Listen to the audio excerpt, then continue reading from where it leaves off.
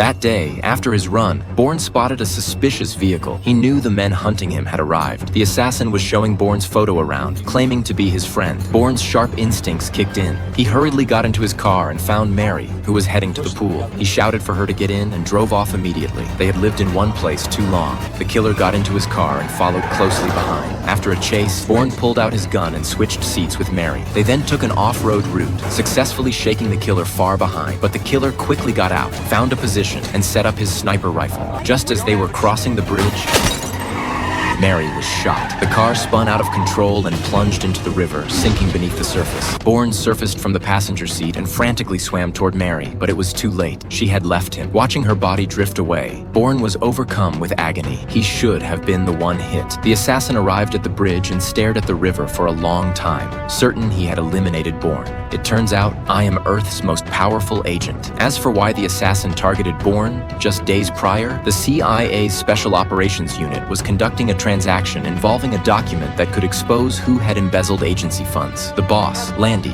assigned 2 agents to handle the deal. But then, an assassin entered the transaction building and planted 2 microbombs on the main power switch. He imprinted Bourne's fingerprints on one of the bombs. After the transaction, the assassin detonated the bombs, plunging the entire building into darkness and killing both agents and the seller. The assassin successfully completed the mission and went to his employer, an oil tycoon. 7 years prior, he had stolen $20 million from the CIA, using the funds to build his fortune and become one of Russia's wealthiest individuals. Now he had secured the evidence and planted Bourne's fingerprints to frame him. He then dispatched the assassin to the Indian coast, instructing him that eliminating Bourne would destroy all traces of the scheme. This led to the opening confrontation. Believing Bourne eliminated, the assassin returned to Berlin to inform the oil tycoon that Bourne was dead and the matter concluded. Bourne burned his memories with his girlfriend, keeping only one photo on his person. Returning home, he retrieved the passports, his savings, and a gun. Boarding a bus to leave, he resolved to return to the field, to uncover the truth and avenge his girlfriend, Marie. Meanwhile, Lantier met with his superior. They discovered 2 microbombs at the scene, one of which had failed to detonate, bearing Bourne's fingerprints from Operation Stumbling Block. His superior authorized her to continue the investigation, but placed him under strict surveillance, as 2 colleagues had just been killed, and the $3 million